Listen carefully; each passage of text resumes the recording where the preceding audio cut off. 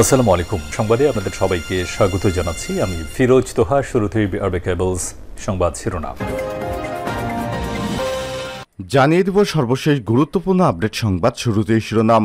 বাংলাদেশের ব্যাংকে টাকা নেই, সব লুটপাট হয়ে গেছে বলে অভিযোগ করেছেন বিএনপির কেন্দ্রীয় কমিটির প্রচার সম্পাদক এবং ত্রাণ কমিটির সদস্য শহীদুদ্দিন চৌধুরী অ্যানি। এরপর জানিয়ে দিব ব্যাংকখোরেরা শাস্তি না পেলে দেশ আর ঠিক হবে না বলে অভিযোগ করেছেন অ্যাডভোকেট সালমা ইসলাম। জানিয়ে দিব সরকারের উন্নয়নের অধিকাংশই যাচ্ছে ধনীদের পেটে।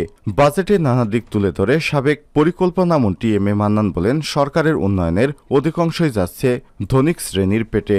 আজ সকালে গুলশানের একটি হোটেলে আয়োজিত সিপিডির বাজেট সংলাপে এসব মন্তব্য করেন বিশেষজ্ঞরা। এদিকে বিচারের নামে ডক্টর ইউনূসকে হয়রানি করা হচ্ছে বলে অভিযোগ করেছেন ব্যারিস্টার খোকন। জানিয়ে দিব কোরবানির হাট নিয়ে সংঘর্ষ, পুলিশসহ আহত 10। গাইবান্ধার সুন্দরগঞ্জ উপজেলার শান্তিরাম ইউনিয়নের মজুমদার বাজারে কোরবানির পশুর হাট বসানোকে কেন্দ্র করে পুলিশ এবং জনতার সংঘর্ষে 3 রাউন্ড শটগানের গুলি বিনিময় এবং পুলিশসহ 10 জন আহত হয়েছেন। এবং সর্বশেষ জানিয়ে দিব কুয়েতের অগ্নিকাণ্ডে নিহত বেড়ে 49। কুয়েতের দক্ষিণাঞ্চলীয় মানগাফ শহরে শ্রমিকদের একটি আবাসিক ভবনে অগ্নিকাণ্ডে নিহত বেড়ে 49 জনে দাঁড়িয়েছে। বুধবার সকালে এই দুর্ঘটনা ঘটে। নিহত সকলেই বিদেশি শ্রমিক। কুয়েতের উপপ্রধানমন্ত্রী সব তথ্য জানিয়েছেন। এই অগ্নিকাণ্ডের জন্য বাড়ির মালিকদের দুষছেন তিনি। নিহতরা কোন দেশের নাগরিক সে বিষয়ে বিস্তারিত কোনো কিছু জানায়নি স্থানীয় কর্তৃপক্ষ। তবে দেশটির নিযুক্ত ভারতীয় রাষ্ট্রদূত হাসপাতাল পরিদর্শন করেছেন, যেখানে আগুনে দগ্ধদের চিকিৎসা দেওয়া হচ্ছে। সামাজিক যোগাযোগ মাধ্যমে ওই রাষ্ট্রদূত লিখেন, একটি হাসপাতালে 30 জনের বেশি ভারতীয়কে ভর্তি করা হয়েছে। ওই হাসপাতালে অন্তত 47 জন দগ্ধ লোক চিকিৎসা নিয়েছেন বলে জানিয়েছেন তিনি। কুয়েতের আগুন লাগা নিয়ে কেরালার মুখ্যমন্ত্রী পিনারাই বিজয়ন দেশটির পররাষ্ট্রমন্ত্রীকে একটি চিঠি লিখেছেন। সেখানে বলা হয়েছে, কুয়েতে আগুন দক্ষিণ অঞ্চলীয় রাজ্য কেরালা সহ বেশ কয়েকটি রাজ্যের বাসিন্দা মারা গেছে। ভারতের একটি সংস্থা বলছে নিহতদের মধ্যে 41 জন ভারতীয়, যার মধ্যে 11 জন কেরালার। তবে বিষয়টি স্বাধীনভাবেই যাচাই বাছাই করতে পারেনি রয়টার্স। প্রিয় দর্শক, এতক্ষণ শুনছিলেন সংবাদ শিরোনাম, এবারে বিস্তারিত। তবে তার আগে বন্ধুরা, আপনি কোন স্থান থেকে আমাদের সংবাদটি দেখছেন কমেন্ট করে জানিয়ে দিন এই সংবাদ সম্পর্কে আপনার মূল্যবান মতামত। প্রিয় দর্শক, আপনি যদি আমাদের চ্যানেলে নতুন হয়ে থাকেন, ভিডিওটি দেখতে দেখতে চ্যানেলটি সাবস্ক্রাইব করে রাখুন, যাতে করে আমাদের লেটেস্ট আপডেট সংবাদগুলো সবার আগে আপনার কাছে পৌঁছে যায়। এবারে বিস্তারিত। বাংলাদেশের ব্যাংকে টাকা নেই, সব টাকা লুট হয়ে গেছে অ্যানি। বিএনপির কেন্দ্রীয় কমিটির প্রচার সম্পাদক এবং ত্রাণ কমিটির সদস্য সচিব শহীদুদ্দিন চৌধুরী অ্যানি বলেছেন, আগে ছিল একদলীয় শাসন, এখন দেশে চলছে এক ব্যক্তির ফ্যাসিবাদী কর্তৃত্ববাদী শাসন। বাংলাদেশকে লুটেরা এবং মাফিয়া বাহিনী দখল করে নিয়ে গেছে। এ কারণে বিচার বিভাগ, আইনের শাসন এবং জনগণের ভোটার অধিকার নেই। বাংলাদেশের ব্যাংকে টাকা নাই, সব টাকা লুট হয়ে গেছে। এজন্য বাংলাদেশের মানুষ অভাব অনটনে দিন কাটাচ্ছে। এতে একটি পরিবার, একজন ব্যক্তি লাভবান হচ্ছে। বুধবার 12 জুন দুপুরে বাগেরহাটের মোংলার দিগরাজ বাজার এলাকায় রিমালে ক্ষতিগ্রস্ত দরিদ্র পরিবারের মাঝে বিএনপির পক্ষ থেকে নগদ টাকা বিতরণ অনুষ্ঠানে তিনি সব কথা বলেন। সাবেকেই ছাত্রনেতা আরও বলেন, দেশের পরিবেশ এবং জলবায়ু ঠিক রাখতে সুন্দরবন গুরুত্বপূর্ণ ভূমিকা পালন করে। ঝড় জলোচ্ছ্বাসে মায়ের মতো আটকে রাখে এই বন আমাদের, কিন্তু এই বন ধ্বংস করতে পরিকল্পিতভাবে রামপালের কয়লাভিত্তিক বিদ্যুৎ কেন্দ্র তৈরি করা হয়েছে। হাজার হাজার কোটি টাকা ব্যয়ের এই বিদ্যুৎ কেন্দ্র প্রায় বন্ধ থাকে। এ নিয়ে কোনো উপকার না হলেও ক্ষতি হচ্ছে পরিবেশের। আসলে সবই লুটপাটের উদ্দেশ্যে, মানুষের জন্য কিছু না। গণমানুষের দল বিএনপি এই লুটেরাদের নামিয়ে ছাড়বে।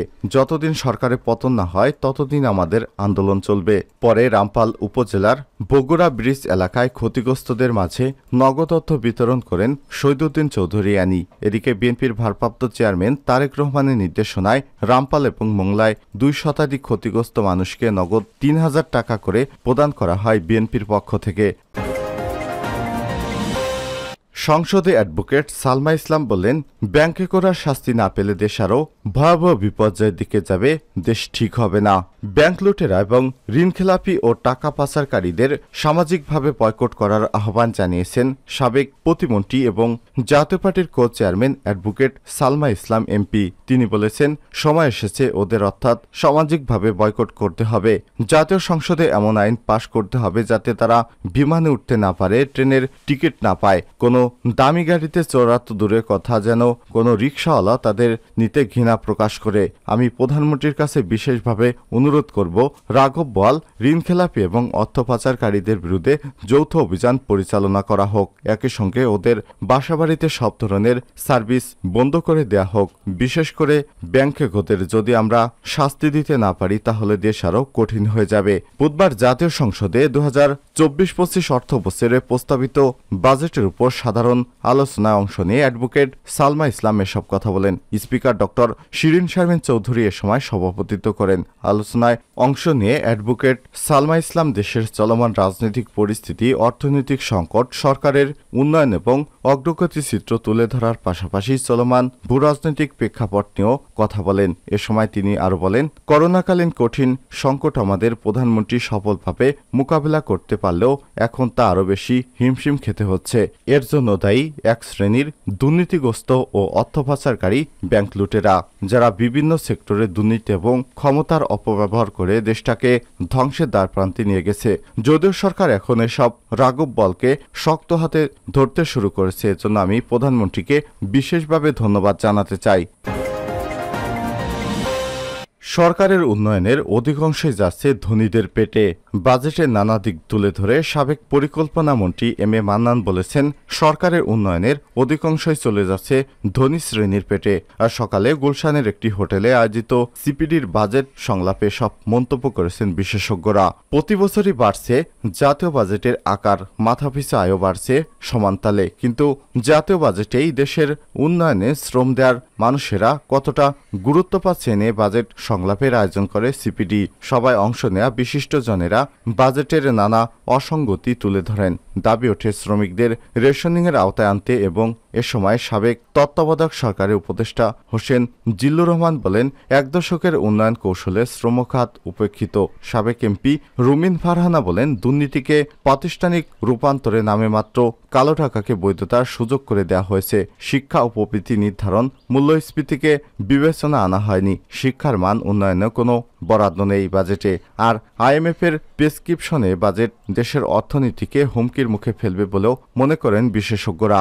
আর সিপিডির নির্বাহী পরিচালক মনে করেন, বাজেটের পদক্ষেপগুলো সমষ্টিক অর্থনীতির স্থিতিশীলতা আনবে না। এ সময় বাজেটের ইতিবাচক দিক তুলে ধরেন সাবেক পরিকল্পনা মন্ত্রী এম এ মান্নান। তবে তিনি স্বীকার করেন, কৃষি ভর্তুকির অধিকাংশ বরাদ্দই যাচ্ছে ধনিক শ্রেণীর পেটে। স্বাস্থ্য শিক্ষা খাতের বাস্তব পরিস্থিতি নিয়েও সমালোচনা করেন সরকারের এই সাবেক মন্ত্রী। বিচারের নামে ডক্টর ইউনূসকে হয়রানি করা হচ্ছে, ব্যারিস্টার খোকন। বিচারের নামে নোবেল বিজয়ী অর্থনীতিবিদ অধ্যাপক ডক্টর মোহাম্মদ ইউনূসকে হয়রানি করা হচ্ছে বলে মন্তব্য করেছেন সুপ্রিম কোর্ট আইনজীবী সমিতির সভাপতি ব্যারিস্টার মাহবুব উদ্দিন খোকন। বুধবার সাংবাদিকদের সঙ্গে আলাপকালে এমন মন্তব্য করেন তিনি। পুলিশের সাবেক মহাপরিদর্শক আইজিপি এবং র্যাবের সাবেক মহাপরিদর্শক বেনজির আহমেদের বিচার প্রক্রিয়া নিয়ে সন্দেহ প্রকাশ করে মাহবুব উদ্দিন খোকন বলেন, বেনজিরকে নিয়ে র্যাব এবং পুলিশকে পৃথক তদন্ত করা উচিত। এদিকে ইউরোপিয়ান দুই প্রতিনিধি দলের সঙ্গে সাক্ষাৎ শেষে আইনমন্ত্রী আনিসুল হক বলেন, ডক্টর ইউনূস তার বিচার প্রক্রিয়া সম্পর্কে যা বলে বেড়াচ্ছে সেটি অসত্য এবং দেশের মানুষের জন্য অপমানজনক। কোরবানির হাট নিয়ে সংঘর্ষ, পুলিশসহ আহত 10। গাইবান্ধার সুন্দরগঞ্জে উপজেলার শান্তিরাম ইউনিয়নের মজুমদার বাজারে কোরবানির পশুর হাট বসানোকে কেন্দ্র করে পুলিশ এবং জনতার সংঘর্ষে 3 রাউন্ড শটগানের গুলি বিনিময় এবং পুলিশসহ 10 জন আহত হয়েছে। এই ঘটনাটি ঘটেছে বুধবার 12 জুন বিকেলে মজুমদার বাজার সংলগ্ন পরিত্যক্ত জমিতে। পরিস্থিতি নিয়ন্ত্রণে অতিরিক্ত দাঙ্গা পুলিশ মোতায়েন করা হয়েছে। ঘটনাস্থল পরিদর্শন করেছেন গাইবান্ধার অতিরিক্ত পুলিশ সুপার এ সার্কেল ধ্রুব জ্যোতিময় গোপ, উপজেলা নির্বাহী অফিসার মোহাম্মদ তরিকুল ইসলাম, থানার ওসি মোহাম্মদ মাহবুব আলম প্রমুখ।